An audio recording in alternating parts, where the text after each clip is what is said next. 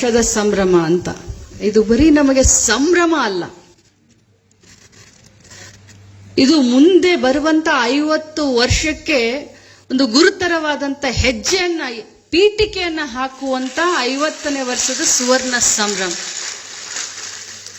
ಮುನಿಯಪ್ಪ ಸಾಹೇಬ್ರು ಭಾಷಣ ಮಾಡಬೇಕಾದ್ರೆ ನಾನು ತಮ್ಮನ್ನೆಲ್ಲರೂ ಗಮನಿಸ್ತಾ ಇದ್ದೆ, ಅನುರಾಧ ಹತ್ರ ಮಾತಾಡ್ತಾ ಇದ್ದೆ. ಆದ್ರೆ ನನ್ ಕಣ್ಣು ಒಂದ್ ಈ ಕಡೆ ಇತ್ತು, ನೋಡ್ತಾ ಇದ್ದೆ ತಮ್ಮನ್ನೆಲ್ಲರನ್ನು. ತಾವು ಎಷ್ಟು ಕೇಳ್ಕೊಳ್ತೀರಾ, ಎಷ್ಟು ಇಂಟ್ರೆಸ್ಟ್ ತಗೊಳ್ತೀರಾ. ಯಾಕಂತಂದ್ರೆ ನಮ್ಮ ಕರ್ತವ್ಯ, ನಮ್ಮ ಸರ್ಕಾರ, ನಮ್ಮ ಪಕ್ಷ, ನಮ್ಮ ಯೋಜನೆ, ಯಾವಾಗ ಕಾಂಗ್ರೆಸ್ ಪಕ್ಷದ ಸರ್ಕಾರಗಳು ಬಂದಿದ್ದಾವೆ, ಮಹಿಳೆಯರ ಬಗ್ಗೆನೇ ಚಿಂತನೆ.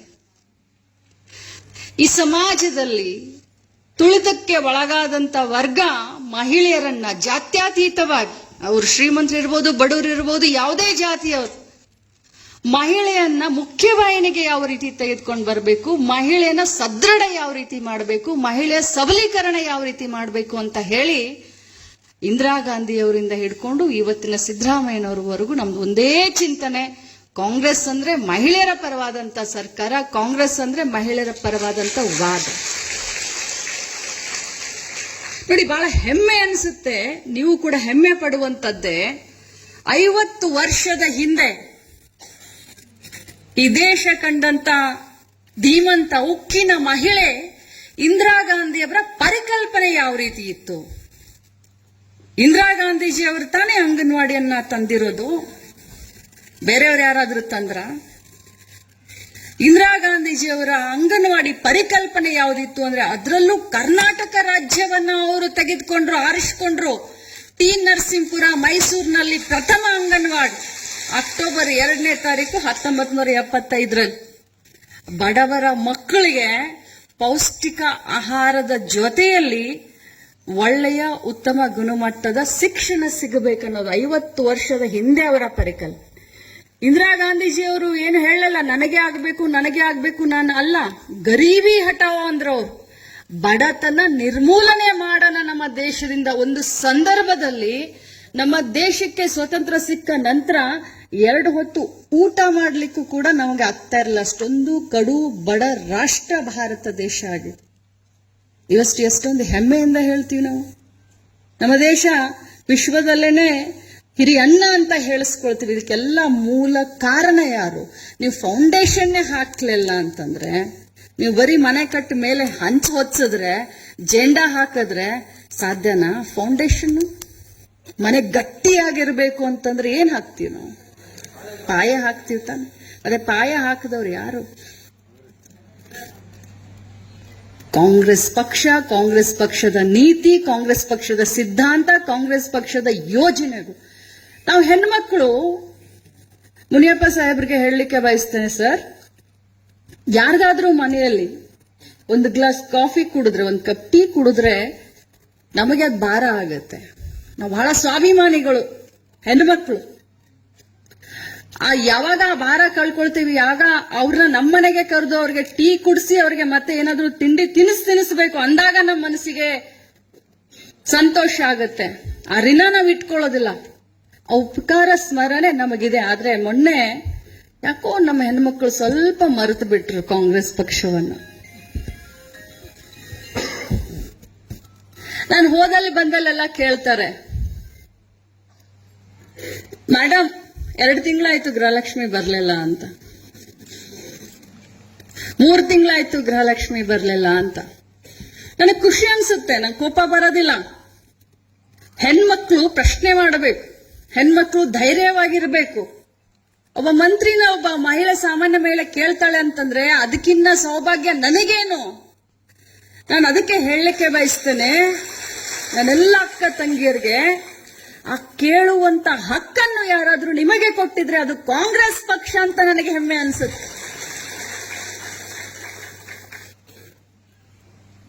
ಇಲ್ಲಿಯವರೆಗೆ ಸರ್ 900 ಕೋಟಿ ಹತ್ರ ನಮ್ಮ ಗ್ಯಾರಂಟಿ ಅಧ್ಯಕ್ಷರು ಹೇಳ್ತಾ ಇದ್ರು. ಈ ಜಿಲ್ಲೆಗೆ ಸುಮಾರು 900 ಕೋಟಿ ಹತ್ರ ನಾವು ಗೃಹಲಕ್ಷ್ಮಿಯ ಹಣವನ್ನ ಕೊಟ್ಟಿದ್ದೀವಿ. ಒಬ್ಬೊಬ್ಬರಿಗೆ 44,000 ರೂಪಾಯಿ ಒಬ್ಬೊಬ್ಬರಿಗೆ. ಈಗ 8 ದಿನದಲ್ಲಿ ನಿಮಗೆ ಸೆಪ್ಟೆಂಬರ್ ಹಣ ಕೂಡ ಬರುತ್ತೆ. ನಾನು ಕ್ಲಿಯರ್ ಮಾಡಿ ಬಂದಿದ್ದೀನಿ. ವಿದಿನ್ ಅ ವೀಕ್ ನಿಮಗೆ ಮತ್ತೆ 2,000 ರೂಪಾಯಿ ಅಂದ್ರೆ 23ನೇ ಕಂತು ತಮ್ಮ ಖಾತೆಗೆ ಬರುತ್ತೆ. ನೋಡಿ, ವಿಚಾರ ಮಾಡಿ. ಒಬ್ಬ ಅಣ್ಣ ತವ್ರ ಮನೆಗೆ ಹೋದಾಗ ಒಂದು ವರ್ಷಕ್ಕೆ 5,000 ಸಾವಿರ ಸೀರೆ ಕೊಡಿಸ್ಬೋದು. 10,000 ಸ್ವಲ್ಪ ಶ್ರೀಮಂತ ಇದ್ರೆ 10,000 ಸೀರೆ ಕೊಡಿಸ್ಬೋದು. ಮನೆಯಲ್ಲಿ ಗಣೇಶ ಚತುರ್ಥಿನೋ ಪಂಚಮಿನೋ ಏನೋ ಗೊತ್ತಿಲ್ಲ, ನಮ್ಮ ಕಡೆ ಇವೆರಡು ದೊಡ್ಡ ಹಬ್ಬಗಳು. ಮನೆ ಯಜಮಾನಿಗೆ ಅಂತ 1-2 ಸೀರೆ ವರ್ಷಕ್ಕೆ ಕೊಡಿಸ್ಬೋದು.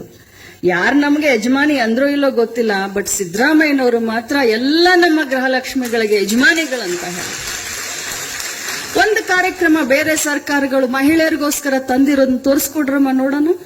ಒಂದೇ ಒಂದು ಕಾರ್ಯಕ್ರಮ.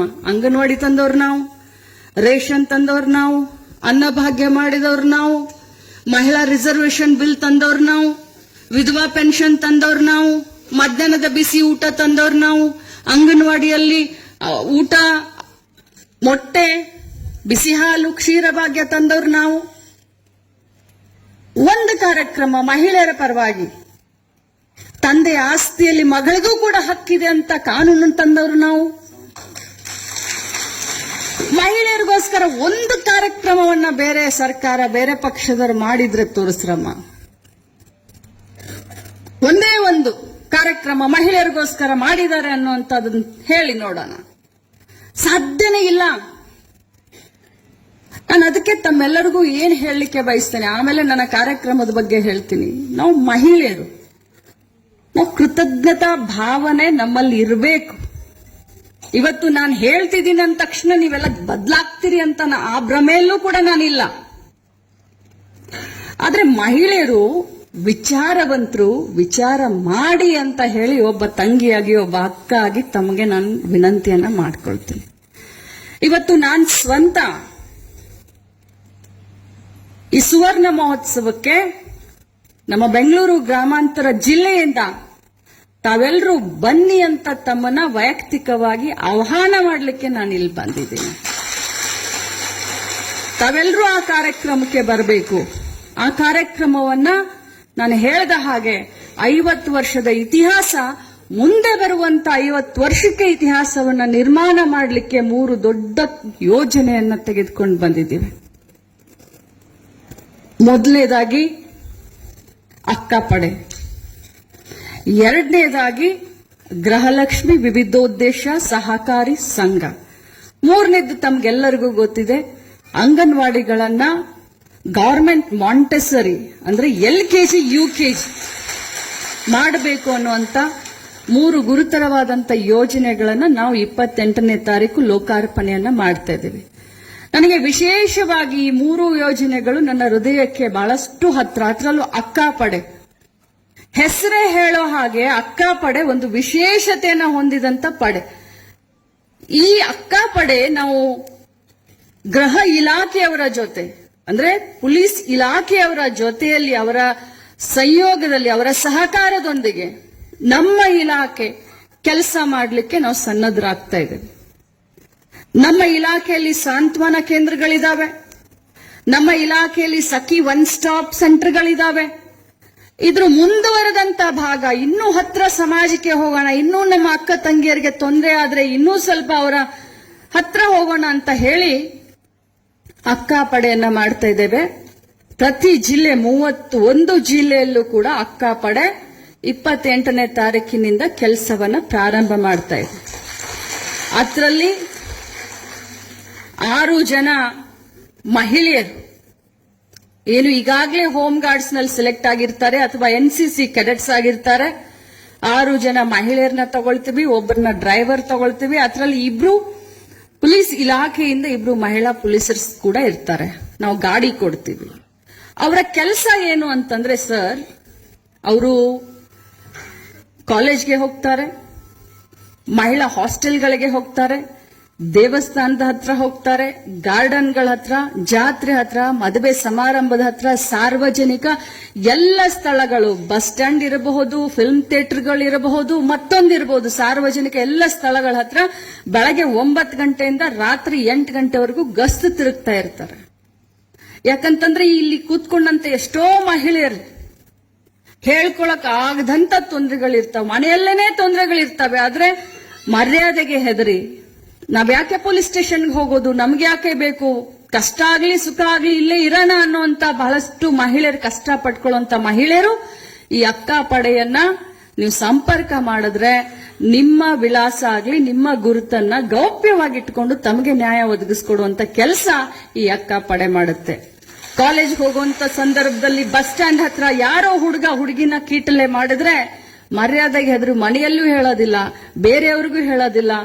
ಅಂತ ಹುಡುಗಿಯರು ಕೂಡ ಈ ಅಕ್ಕ ಪಡೆಯನ್ನ ಫೋನ್ ಮುಖಾಂತರ, ಆಪ್ ಮುಖಾಂತರ, QR ಕೋಡ್ ಮುಖಾಂತರ ಸಂಪರ್ಕ ಮಾಡಿದ್ರೆ 5 ನಿಮಿಷದಲ್ಲಿ ಆ ಅಕ್ಕ ಪಡೆ ಸನ್ನದ್ಧ ಆಗುತ್ತೆ, ಅವ್ರನ್ನ ಸಂಪರ್ಕ ಮತ್ತೆ ವಾಪಸ್ ಸಂಪರ್ಕ ಮಾಡುತ್ತೆ. ಅಕ್ಕ ಪಡೆಗೆ ಕಂಪ್ಲೇಂಟ್ ಕೊಡುವಾಗ ನೀವು ಫೋನ್ ಮುಖಾಂತರ ಮಾಡಬಹುದು, ವಾಯ್ಸ್ ಮೆಸೇಜ್ ಹಾಕಬಹುದು ಅಥವಾ ಮೆಸೇಜ್ ಮಾಡಬಹುದು.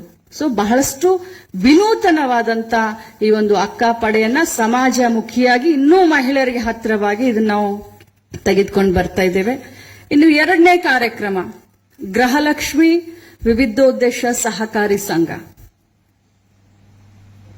ನಮ್ಮ ಜಿಲ್ಲೆಯಲ್ಲಿ, ಬೆಂಗಳೂರು ಗ್ರಾಮಾಂತರ ಜಿಲ್ಲೆಯಲ್ಲಿ ಎಷ್ಟು ಜನ ಇದ್ದಾರೆ ಗೃಹಲಕ್ಷ್ಮಿಗಳು Anuradha?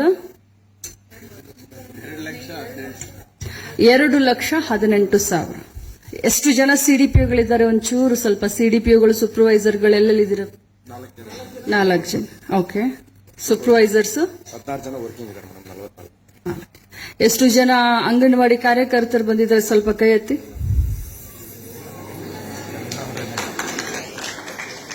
Okay, thank you so much. ನಿಮ್ಮ ಜವಾಬ್ದಾರಿ ಗೃಹಲಕ್ಷ್ಮಿ ಯೋಜನೆಯನ್ನು ನಿಮ್ಮೆಲ್ಲರ ಸಹಕಾರದಿಂದ ಗಟ್ಟಿ ಧ್ವನಿಯಲ್ಲಿ ಹೇಳಲಿಕ್ಕೆ ಬಯಸ್ತೇನೆ. ಇವತ್ತು ನಮ್ಮ ರಾಜ್ಯದಲ್ಲಿ ಈ ಗೃಹಲಕ್ಷ್ಮಿ ಯೋಜನೆ ಯಶಸ್ವಿ ಆಗ್ಲಿಕ್ಕೆ ಮೂಲ ಕಾರಣ ಯಾರಾದರೂ ಇದೆ, ಅದು ನೀವು. ಮನೆ ಮನೆಗೆ ತೆರಳಿ ಪ್ರಚಾರ ಮಾಡಿ ಎಲ್ಲ ಹೆಣ್ಮಕ್ಕಳಿಗೆ ಇದರ ಬಗ್ಗೆ ನಾಲೆಜ್ ಅನ್ನ ತುಂಬಿ ಇವತ್ತು ಹಳ್ಳಿಗಳಲ್ಲಿ ಇವತ್ತು ಗೃಹಲಕ್ಷ್ಮಿಗಳನ್ನ ಯಾರಾದ್ರೂ ತೆಗೆದುಕೊಂಡು ಬಂದಿದ್ರೆ ಅದು ನನ್ನ ಅಂಗನವಾಡಿಯ ಕಾರ್ಯಕರ್ತರು, ಸಹಾಯಕಿಯರು, CDPOಗಳು, ಸೂಪರ್ವೈಸರ್ಗಳು. 1,27,00,000 ಮಹಿಳೆಯರಿಗೆ ಇದರಿಂದ ಅನುಕೂಲ ಆಗ್ತಾ ಇದೆ. ಇವತ್ತು ಈ ಸರ್ಕಾರ ಇದೆ, ತಮ್ಮೆಲ್ಲರ ಆಶೀರ್ವಾದದಿಂದ ಮುಂದಿನ ಬಾರಿನೂ ನಮ್ಮ ಸರ್ಕಾರ ಬರುತ್ತೆ, ಗೃಹಲಕ್ಷ್ಮಿನ ಮುಂದೆ ಒರೆಯುತ್ತೆ ಅಂತ ನಮಗೆ ಆಶಾಭಾವನೆ ಇದೆ. ನಾನು ಯಾವತ್ತಿದ್ರೂ ಕೂಡ ಆಶಾಭಾವನೆಯನ್ನ ಇಟ್ಕೊಂಡು ಬದುಕೋಳು, ನಿರಾಶೆ ಯಾವತ್ತೂ ಇಟ್ಕೊಳ್ಳೋದಿಲ್ಲ. ಆದ್ರೆ ಯಾವುದೇ ಸರ್ಕಾರ ಬಂದ್ರೂ ಕೂಡ ಈ ಗೃಹಲಕ್ಷ್ಮಿ ಯೋಜನೆಯನ್ನ ಮುಚ್ಚಲಿಕ್ಕೆ ಸಾಧ್ಯನೇ ಇಲ್ಲ. ಅದಕ್ಕೋಸ್ಕರ ಈ ಗೃಹಲಕ್ಷ್ಮಿ ಸಂಘ, ವಿವಿಧೋದ್ದೇಶ ಸಹಕಾರಿ ಸಂಘವನ್ನ ಮಾಡಲಿಕ್ಕೆ ನಾವು ಹೊರಟಿದ್ದೇವೆ.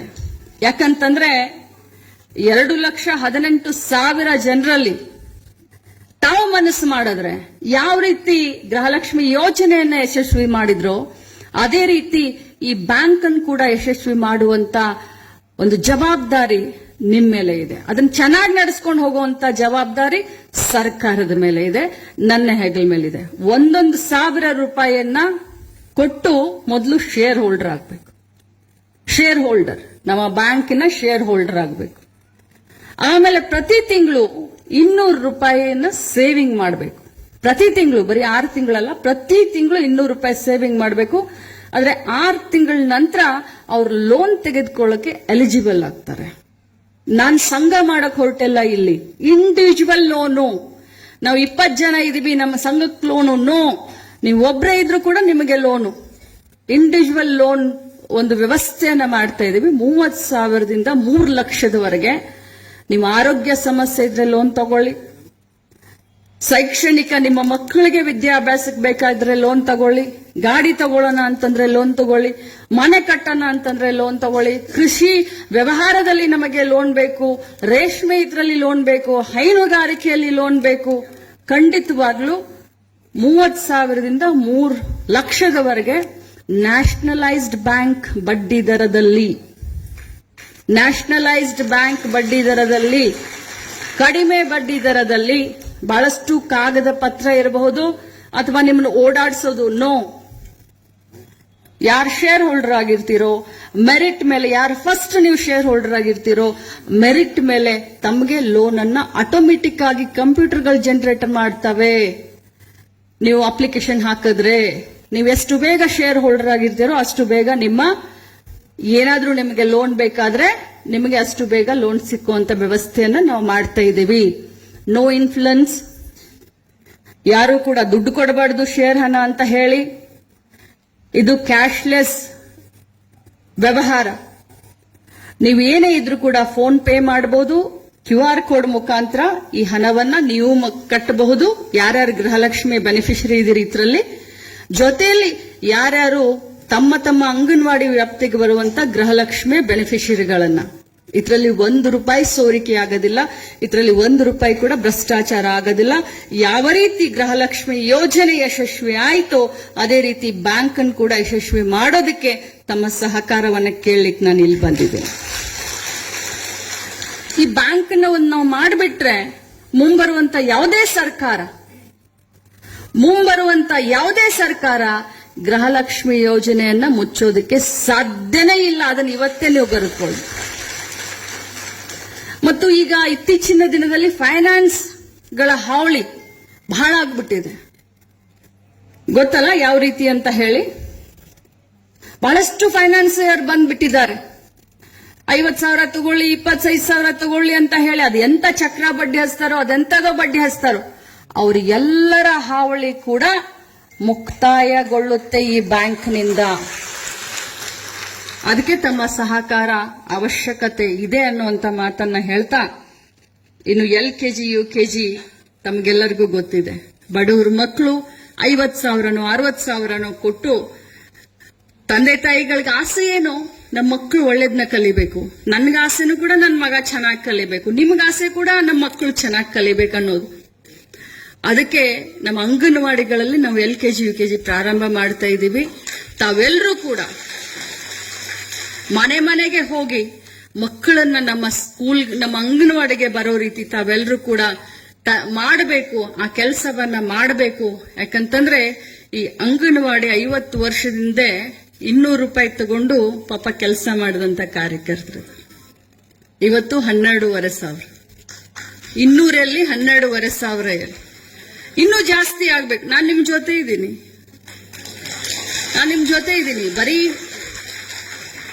ಬರೀ ಕಾರ್ಯಕ್ರಮಕ್ಕೆ ಸೀಮಿತ, ನಿಮ್ ಕಡೆ ಕೆಲಸ ಮಾಡೋದಕ್ಕೆ ಸೀಮಿತ ಅಲ್ಲ.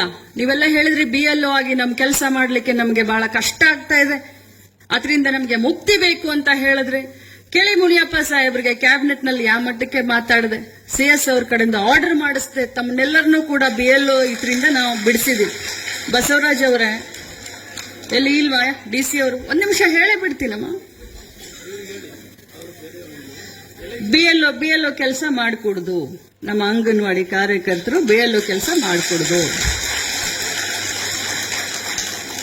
ನಾವೀಗಾಗಲೇ ರಾಜ್ಯ ಮಟ್ಟದಿಂದ ಸರ್ಕ್ಯುಲರ್ ಕಳಿಸಿದೀವಿ. ಅದನ್ನ ಬಿಟ್ಟುನೂ ಕೂಡ ನೀವು ಮಾಡಿದ್ರೆ ನಾವು ಸುಮ್ಮನೆ ಇರೋದಿಲ್ಲ, ನಾವು ಬಂದು ನಿಮ್ ಕಚೇರಿ ಎದುರುಗಡೆ ಕೂರ್ತೀವಿ. BLO ಕೆಲಸದಿಂದ ಮುಕ್ತಿ. ಇನ್ನು ಬೇರೆ ಏನಾದ್ರೂ ಸಣ್ಣ ಪುಟ್ಟ, ಈಗ ಮೊನ್ನೆ ಸರ್ವೆ ಕಾರ್ಯದಲ್ಲಿ ಇಡೀ ರಾಜ್ಯದಲ್ಲಿ ನನ್ನ ಅಂಗನವಾಡಿ ಕಾರ್ಯಕರ್ತರು ಸಹಾಯ ಮಾಡಿದ್ರು, ಎಲ್ಲರೂ ಮಾಡಿದ್ರು. ಈ ಸಣ್ಣ ಪುಟ್ಟ ಕೆಲಸದಲ್ಲಿ ನಮ್ಗೇನಾದ್ರೂ ಇದನ್ನ ಮಾಡಿದ್ರೆ ನಾವು ಖಂಡಿತ ಮಾಡ್ತೀವಿ. ಬಟ್ ಮೊನ್ನೆ ಸರ್ವೆದಲ್ಲಿ ಮಾಡಿಸ್ಬೇಕಾದ್ರೆ ಅವ್ರಿಗೆ ವೇತನ ಕೊಟ್ಟು ಸರ್ವೆ ಮಾಡಿಸಿದ್ರು, ಈ ದಿನಕ್ಕೆ ಇಂತಿಷ್ಟು ಅಂತ.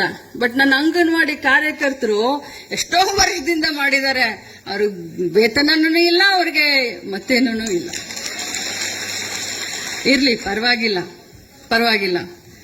ಆದ್ರೆ ನಾನು ಹೋದಲ್ಲೇ ಬಂದಲ್ಲಿ ಎಲ್ಲರೂ ನನ್ನನ್ನು ಕೇಳೋದು 6ನೇ ಗ್ಯಾರಂಟಿ.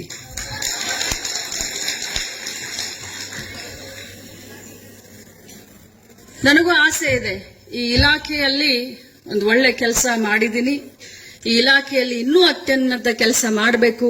ನನ್ನ ಕಾರ್ಯಕರ್ತರು ಸಹಾಯಕಿಯರು ಹೇಳಿರುವಂತ ಮಾತನ್ನ, ಅವ್ರ ಕನಸನ್ನ ನಡೆಸ್ಕೊಡ್ಬೇಕನ್ನುವಂತ ಇಚ್ಛಾಶಕ್ತಿಯನ್ನು ಇಟ್ಕೊಂಡಿದ್ದೀನಿ. ಪ್ರಾಮಾಣಿಕವಾಗಿ ಪ್ರಯತ್ನ ಮಾಡ್ತಾ ಇದ್ದೀನಿ. ಈ ಬಾರಿ 1,000 ಜಾಸ್ತಿ ಮಾಡಿದೀವಿ.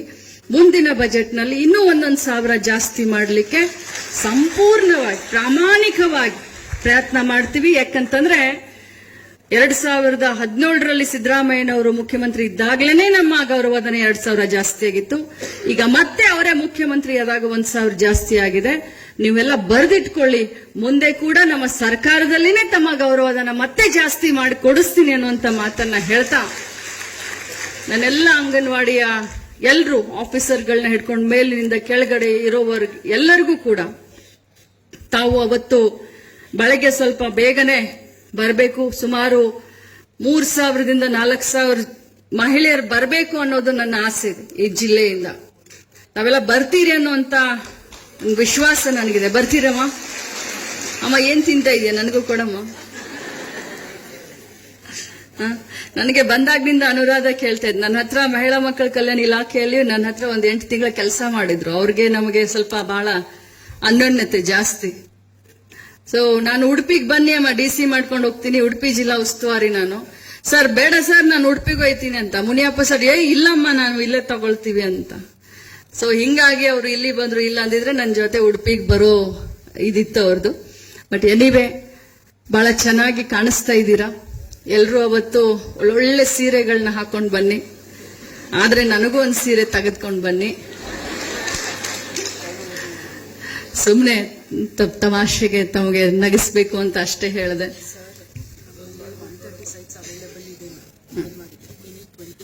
ಸಾಹೇಬ್ರು ಕೇಳಿದ್ದಾರೆ, 130 ಸರ್ಕಾರಿ ಸೈಟ್ಗಳಿದಾವೆ. ಈಗಾಗಲೇ ಅವರ ಒಂದು ನೇತೃತ್ವದಲ್ಲಿ ನಮ್ಮ ಅಂಗನವಾಡಿಗಳನ್ನ ಕಟ್ಟಲಿಕ್ಕೆ 130 ಸೈಟ್ಗಳಿದಾವೆ. ಅದಕ್ಕೆ ನಮಗೊಂದು 20 ಕೋಟಿ ಅಂತ ಹೇಳಿದ್ದಾರೆ. ಸದ್ಯಕ್ಕೆ ಸರ್ ಅಷ್ಟು ದುಡ್ಡಿಲ್ಲ, ಬಟ್ 5 ಕೋಟಿ ಮಾತ್ರ ಖಂಡಿತವಾಗ್ಲೂ ಸದ್ಯಕ್ಕೆ ನಾನು ಬಿಡುಗಡೆ ಮಾಡ್ತೀನಿ ಅಂತ ಹೇಳ್ತಾ, ಮುಂಬರುವಂತ ದಿನದಲ್ಲಿ ಹಂತ ಹಂತವಾಗಿ 130 ಅಂಗನವಾಡಿ ಕಟ್ಟಡಗಳನ್ನ ಕಟ್ಟಣ ಸರ್ ಅಂತ ಹೇಳಿ, ನನಗೆ ಇಲ್ಲಿ ಒಂದು ಬರುವಂತ ಅವಕಾಶ. ಸರ್ ಬೆಳಗ್ಗೆನೆ KDP ಮೀಟಿಂಗ್ ಇತ್ತು, ಬೆಂಗಳೂರಿಗೆ ಹೋಗಿದ್ರು. ಮತ್ತೆ ನೋಡಿ ಹಿರಿಯರು, ಅವ್ರ ಮಗಳು ನಾನು ಒಂದೇ ವಯಸ್ಸಿನವ್ರು, ಬೆಂಗಳೂರಿಗೆ ಹೋಗಿ ಮತ್ತೆ ವಾಪಸ್ ಬಂದಿದ್ದಾರೆ. ನಾನು ಹೇಳ್ದೆ ಸರ್ ಯಾಕೆ ಮಾಡಬೇಕಾಗಿತ್ತು ಅಂತ. ಇಲ್ಲಮ್ಮ ನಮ್ಮ ಜಿಲ್ಲೆಗೆ ಬಂದಿದ್ದಾರೆ ಒಬ್ರು ಮಂತ್ರಿ ಅಂತ. ನಾವು ಹಿರಿಯರಿಂದ ಕಲ್ತ್ಕೊಳ್ಳೋದಿದೆ, ಆ ಒಂದು ಗೌರವ ಕೊಡೋದು, ಆ ಒಂದು ಸಂಸ್ಕೃತಿ. ನಿಜವಾಗ್ಲೂ ನನಗೆ ಬಹಳ ಸಂತೋಷನೂ ಅನಿಸ್ತು ಸರ್. ನಿಮ್ಮ ಮಾರ್ಗದರ್ಶನದಲ್ಲಿ ತಾವೆಲ್ಲ ಹೇಳ್ಕೊಟ್ಟಾಗೆ ನಾವು ಮುಂದುವರಿತೀವಿ. ನನಗೆ ನನ್ನ ಮಹಿಳೆಯರ ಮೇಲೆ ಬಹಳಷ್ಟು ಭರವಸೆ ಇದೆ. ಪದೇ ಪದೇ ತಪ್ಪನ್ನು ಅವ್ರು ಮಾಡೋದಿಲ್ಲ ಅನ್ನುವಂತ ಒಂದು ಮಾತನ್ನು ಕೂಡ ತಮಗೆ ಹೇಳ್ತಾ, ಸರ್ ಏನು ಮಾಡಕ್ ಆಗಲ್ಲ. ಒಮ್ಮೊಮ್ಮೆ ಬಿಹಾರ್ ಚುನಾವಣೆ ತಾವು ಮೊನ್ನೆ ನೋಡಿದ್ರಿ, 10,000 ಹಾಕೋದಕ್ಕೆ ಎಲ್ಲ ಒಂದ್ ಕಡೆ ಹೋಗ್ಬಿಟ್ರು. ಬಟ್ ಯಾರು ವಿಚಾರ ಮಾಡೋದಿಲ್ಲ, ಇಲ್ಲಿಗೆ 44,000 ದುಡ್ಡು ಹಾಕಿದೀವಿ ನಾವು ಅಂತ. ನಾವು ಅದನ್ನ ಪದೇ ಪದೇ ನೆನಪಿಸ್ಕೊಳ್ಳೋದು ನನಗೆ ಒಬ್ಬ ಮಹಿಳೆಯಾಗಿ ನನಗೆ ಅದು ಸರಿ ಅನ್ಸಲ್ಲ. ಬಟ್ ಕೃತಜ್ಞತಾ ಭಾವನೆ, ಧನ್ಯತಾ ಭಾವನೆ ತಮ್ಮೆಲ್ಲರ ಹತ್ರ ಇರ್ಲಿ. ಬನ್ನಿ, ಸುವರ್ಣ ಮಹೋತ್ಸವನ್ನ ಎಲ್ಲರೂ ಒಗ್ಗಟ್ಟಾಗಿ ಆಚರಣೆ ಮಾಡೋಣ, ಸಂಭ್ರಮಿಸೋಣ. ದೇವ್ರು ತಮಗೆ ಒಳ್ಳೆಯ ಆಯುಷ್ಯ ಆರೋಗ್ಯ ಕೊಟ್ಟು ತಮ್ಮ ಆಸೆಗಳನ್ನ ಈಡೇರಿಸಲಿ ಅಂತ ಕೇಳಿ, ನಮ್ಮೆಲ್ಲ ಹೇಳ್ತೀನಲ್ಲ, DDಗಳಿರ್ಬೋದು, CDPO, ಸೂಪರ್ವೈಸರ್ಗಳು, ತಾವೆಲ್ಲರೂ ಇಷ್ಟೊಂದು ಒಳ್ಳೆ ಸಂಖ್ಯೆಯಲ್ಲಿ ಬಂದು ಈ ಒಂದು ಕಾರ್ಯಕ್ರಮವನ್ನು ಯಶಸ್ವಿಗೊಳಿಸಿದ್ದಕ್ಕೆ ಧನ್ಯವಾದವನ್ನ ಹೇಳಿ ನನ್ನ ಮಾತನ್ನು ಮುಗಿಸ್ತೀನಿ. ಜೈ ಹಿಂದ್, ಜೈ ಕರ್ನಾಟಕ.